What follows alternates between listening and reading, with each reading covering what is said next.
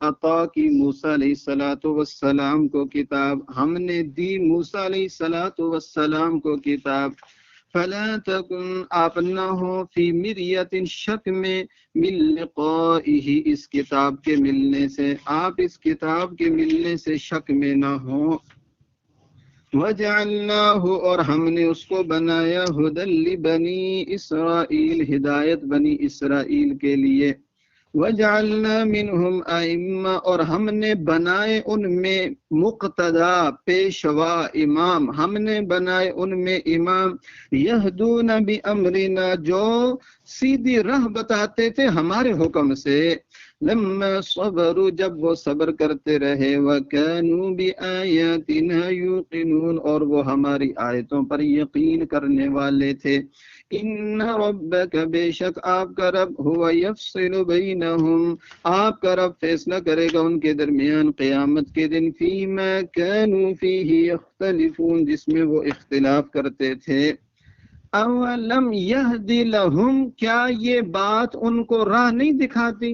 کیا یہ بات ان کی سمجھ کے لیے کافی نہیں ہے؟ کیا یہ بات ان کو راہ نہیں دکھاتی؟ کم اہلکنا من قبلہم من القرون، کہ کتنی ہی ہم نے ہلاک کر دی ان سے پہلے امتیں، کتنی ہی ہم نے ہلاک کر دی ان سے پہلے امتیں. اور یا زمانے والے، قرن زمانے کو بھی کہتے ہیں، امت کو بھی. یمشون فی مساکنہم، جن کے گھروں میں یا جگہوں میں یہ چلتے پھرتے بھی ہیں. ان فی ذلک لآیات، بے شک اس میں البتہ نشانیاں ہیں. افلا یسمعون، کیا وہ سنتے نہیں؟ اولم یروا، کیا یہ دیکھتے نہیں ہیں؟ انا نسوق الماء الی الارض الجرز، کہ ہم پانی کو چلا دیتے ہیں، نسوق چلاتے ہیں، الماء پانی کو، الی الارض الجرز چٹیل زمین کی طرف، بنجر زمین کی طرف. فنخرج به زرعا، پھر نکالتے ہیں ہم اس کے ذریعے سے کھیتیاں، تأکل منہ انعامہم، جس سے جانور بھی کھاتے ہیں، وانفسہم، اور وہ خود بھی.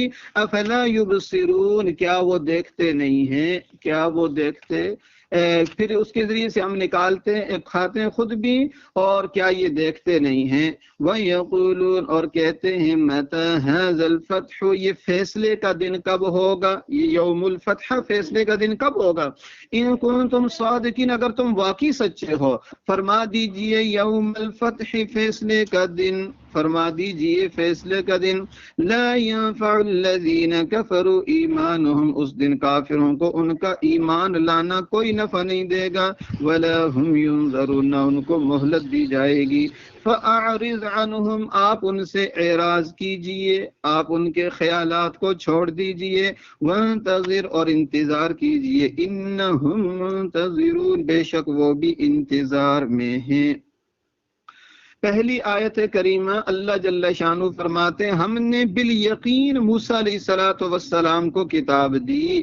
جس طرح ہم نے ان کو اپنی کتاب دی تھی تورات، اسی طرح ہم نے آپ کو بھی کتاب دی ہے. اور اس کتاب کو ہم نے ہدایت کا ذریعہ بنایا تھا، تو اس کتاب کو بھی ہم نے ہدایت کا ذریعہ بنایا.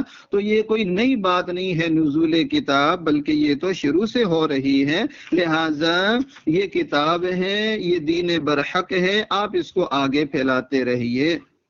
اور ہم نے موسیٰ علیہ السلام کو کتاب دی، آپ شک میں نہ ہو اس سے. اس کس سے شک میں نہ ہو؟ نمبر ایک، اس کتاب کے ملنے سے، کہ یہ کتاب آپ پر اللہ رب العزت نے اتاری ہے، آپ اس کتاب کے ملنے سے شک میں نہ ہو. اور دوسری بات یہ ہے کہ اس سے مراد یہ ہے کہ یہ موسیٰ علیہ السلام سے ملاقات آپ کی ہو جائے گی، آپ کی ملاقات ہم موسیٰ علیہ السلام سے کروائیں گے. وَلَقَدْ آتَيْنَا مُوسَى الْكِتَابَ، ہم نے ان کو بھی کتاب دی تھی، آپ عنقریب ان سے مل جائیں گے. فَلَا تَكُنْ فِي مِرْيَةٍ مِّن لِقَائِهِ، اور معراج کی شب میں اللہ رب العزت نے ملوا بھی دیا، اور وہ ملاقات کا ہونا صحیح احادیث مبارکہ سے ثابت ہے. تو اللہ جل شانہ یہ فرماتے ہیں، میرے پیارے نبی، ہم نے اس سے پہلے بھی جیسے موسیٰ علیہ السلام کو کتاب دی، تو آپ کو بھی کتاب دی ہے، آپ اس میں شک شک نہ کریں، کیونکہ جب حضور پر پہلی وحی نازل ہوئی، حضور علیہ السلام پر کب کبھی طاری ہو گئی، حضور تشریف لائے، فرمایا زملونی دثرونی، مجھے چادر اڑا دو، مجھے کمبل اڑا دو۔ حضرت خدیجہ رضی اللہ تعالیٰ عنہ لے کر ورقہ ابن نوفل کے پاس گئیں تو انہوں نے یہی فرمایا یہ تو وہی فرشتہ ہے جو موسیٰ علیہ السلام پر آیا تھا۔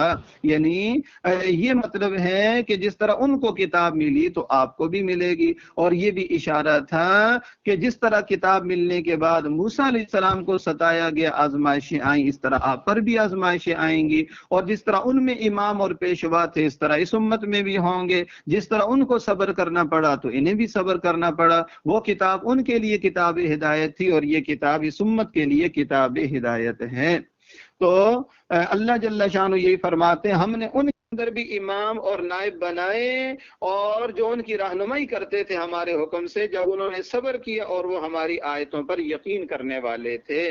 تو دو باتیں اللہ رب العزت نے گویا کہ امام کے لیے دو باتوں کا ہونا ضروری ہے جو اللہ کی طرف سے لوگوں کی رہنمائی کریں، ایک تو صبر والے ہوں، دوسرے یقین والے ہوں۔ اگر اپنا ہی یقین متزلزل ہوگا، اگر اپنا ہی یقین کمزور ہوگا دین کے اعمال پر، تو اوروں کو کیسے متوجہ کریں گے کے ساتھ؟ تو اپنے آپ کی استقامت تو پہلے نمبر پر ضروری ہے، اس لیے نبی سب سے پہلے خود ایمان لاتے ہیں۔ آمن الرسول بما انزل الیہ من ربی والمؤمنون، سب سے پہلے تو اپنی وحی پر خود نبی ایمان لاتے ہیں۔ تو جو امام، مقتدا، پیشوا، داعی ہوگا، سب سے پہلی بات تو یہ ہے کہ خود اس کا یقین کامل ہو کہ یہ دین برحق ہے اور اس میں کامیابی ہے۔ نمبر دو، اس کو صبر کرنا پڑے گا، ہر چیز سننی پڑے گی، اپنوں کی، بیگانوں کی۔ تو یقین کامل بھی ضروری ہے اور صبر بھی ضروری ہے مقتدا اور پیشوا بننے کے لیے۔